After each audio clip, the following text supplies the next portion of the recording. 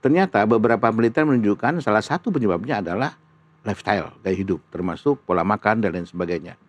Ini barangkali yang memerlukan perhatian khusus bagi kita, bahwa ke depan kita tidak hanya berpikiran untuk melakukan pengobatan, tapi pencegahan. Nah, pencegahan termasuk adalah mengubah perubahan gaya hidup ya, termasuk lifestyle untuk memakan makanan junk food, aktivitas yang kurang, untuk aktivitas fisik yang kurang, tentu ini akan menjadi perhatian terus kita ke depan.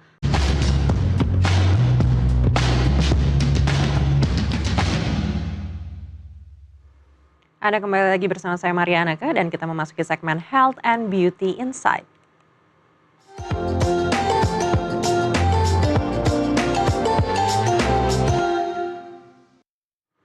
Belanja industri kesehatan Indonesia dalam 10 tahun terakhir tumbuh stabil mencapai 9 hingga 10% per tahun. Namun pertumbuhan tersebut belum sepenuhnya berkontribusi terhadap produk domestik bruto sektor kesehatan. Menteri Kesehatan RI Budi Gunadi Sadikin menyebut hal ini disebabkan masih tingginya ketergantungan pada produk impor. Akibatnya nilai tambah ekonomi dan penciptaan lapangan kerja justru terjadi di luar negeri. Menkes mendorong pembangunan fasilitas manufaktur industri kesehatan di dalam negeri mulai dari alat kesehatan, farmasi hingga layanan penunjang kesehatan. Kedepan peluang industri kesehatan dinilai sangat besar seiring meningkatnya usia populasi dan belanja kesehatan nasional yang diproyeksikan melonjak hingga 1.400 triliun rupiah.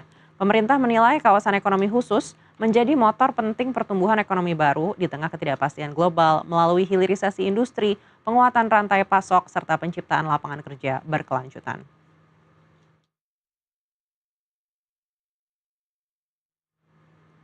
Dan untuk membahasnya kami sudah bersama dengan Iwan Dakota, Direktur Utama RSJPD Harapan Kita. Pak Iwan, apa kabar? Selamat datang di studio kami. Terima kasih. Baik, menarik sekali kalau kita bicara terkait dengan penyakit kardiovaskular di Indonesia, di mana tingkat kematiannya seperti sebelumnya tadi Bapak sampaikan 40%, bahkan lebih tinggi dari Amerika Serikat begitu ya Pak. Betul. Lalu seperti apa sebenarnya progres dari pengobatan kardiovaskular ini? Apakah memang ini adalah sebuah investasi yang sebenarnya harus disadari sedari dini oleh masyarakat? Ya, barangkali penyakit kardiovaskular menjadi perhatian bagi pemerintah. Yang pertama karena angka kematian penyakit kardiovaskular cukup tinggi ya, 41,1% barangkali ya. Antara penyakit jantung dan stroke itu antara nomor 1 sampai nomor 2. Ini lebih tinggi dibandingkan dengan data-data di negara berkembang, di negara yang sudah maju. Nah, yang kedua, kenapa menjadi perhatian?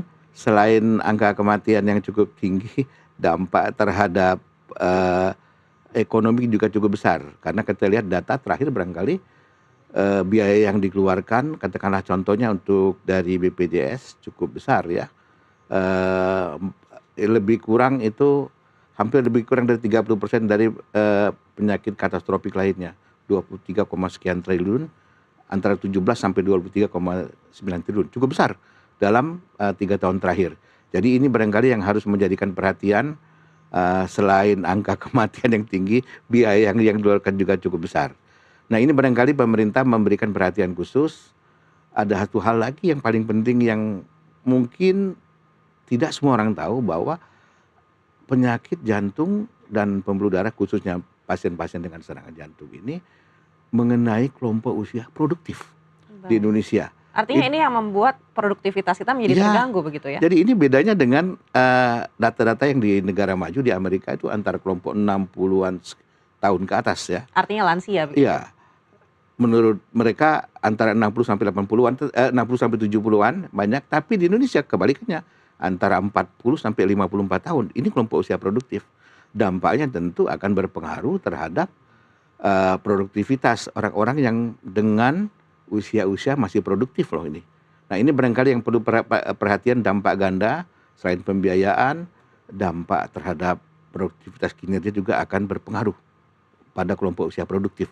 Itu yang paling menarik. Baik, menarik ya Pak, karena kalau kita bicara penyakit kardiovaskular, mungkin yang ada di bayangan oleh pemirsa ini adalah penyakit untuk orang-orang yang berada di usia lanjut.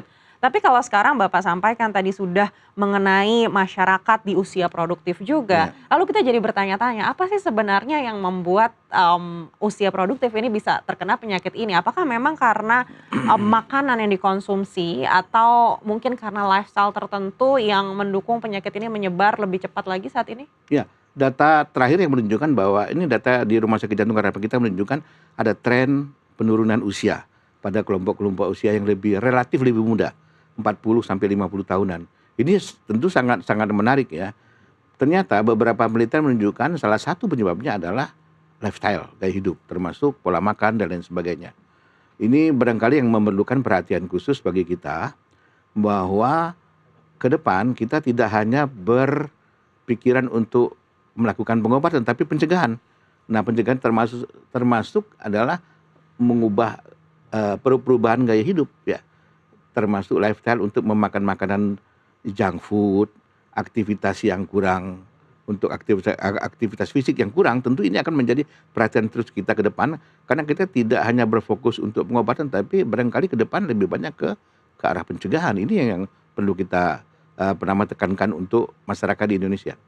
Semakin banyak pertanyaan mungkin dari pemirsa juga begitu, di mana kita tahu generasi muda apalagi Gen Z Mhm. saat ini kan terkenal dengan health conscious katanya, dengan Iya, wellness-nya, dengan kehidupan iya, iya. olahraganya, tapi justru malah pergeseran dari penyakit kardiovaskular ini juga terkena ke Gen Z juga begitu. Bapak melihat seperti apa sih sebenarnya fenomena ini? Ya sebenarnya kalau kita melihat ada data yang cukup menarik ya, bahkan data di Rumah Sakit Jantung Harapan Kita kami pernah mendapatkan pada kelompok usia yang di bawah 40 tahun. Nah, ini barangkali yang perlu kita sikapi selain faktor keturunan ya. Jadi ada juga faktor gaya hidup ternyata cukup berperan. Sebagian Gen Z mungkin sudah menyadari perlunya aktivitas gaya hidup yang lebih sehat dan aktivitas fisik. Tapi ada sebagian masih tetap dengan sedentary lifestyle, pola makanan yang junk food, yang memang mempercepat terjadinya proses untuk mempermudah penyakit jantung koroner. Ini barangkali yang perlu kita sikapi bersama. Baik, tadi sebelumnya Bapak juga sudah mengatakan terkait dengan tindakan pencegahan atau Ya, preventif. Ini hmm, juga sejalan juga dengan misi dan visi pemerintah, ya, di mana sudah mulai ada check up gratis, begitu ketika ulang tahun ada check up. Tapi sebenarnya investasi layanan jantung seperti apa sih yang menurut Bapak ini juga harus disadari oleh masyarakat begitu? Dan apakah untuk penanganannya ini harus dimodernisasi juga? ya betul. Jadi ini kita akan ngomong bicara dari hulu sampai ke hilir. Dari hulu barangkali kita akan ngomong masalah pencegahan. Masalah pencegahan adalah early detection. Jadi deteksi dini penyakit jantung itu sangat perlu.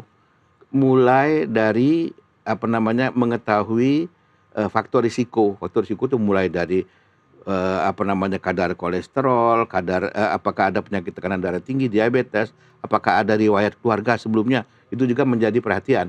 Nah, ini sekarang kan pemerintah sudah cukup bagus sekali sudah melakukan screening program ya, pemeriksaan screening penyakit-penyakit tertentu dilakukan di puskesmas. Bahkan barangkali ke depan kita akan melakukan screening kardiovaskuler yang lebih agresif di semua puskesmas. Dari situ dampaknya cukup luar biasa untuk menekan kejadian kardiovaskuler dibandingkan dengan pengobatan. Di sisi lain, di sisi hilir barangkali tentu dengan pengembangan ilmu pengetahuan, teknologi, kesehatan, kita akan memerlukan beberapa peralatan yang memang mulai dari diagnosisnya akan lebih presisi dengan menggunakan AI barangkali sehingga lebih tepat. Kemudian penanganannya juga akan menggunakan teknologi yang lebih mutakhir yang tentu sekarang akan lebih nyaman, lebih cepat. Contohnya ada namanya minimal invasive.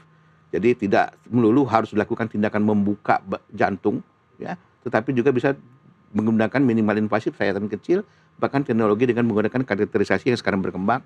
Ke depan barangkali tindakan operasi besar bisa digantikan dengan tindakan yang minimal invasif yang lebih nyaman, lebih cepat dan lebih presisi. Barangkali ini akan membuat pasien akan lebih cepat kembali bekerja seperti semula. Itu poin utamanya nanti. Karena Baik. banyak yang masih pada kelompok usia yang masih aktif bekerja, ini yang perlu kita perhatikan. Pemirsa mungkin lebih mengenal istilah bypass jantung begitu. Apakah ke Ah, depannya mungkin tindakan ini tidak lagi diperlukan dengan adanya teknologi? Jangan dijawab dulu, kita akan bahas lebih dalam lagi baik, usai baik. jeda. Tetaplah bersama kami.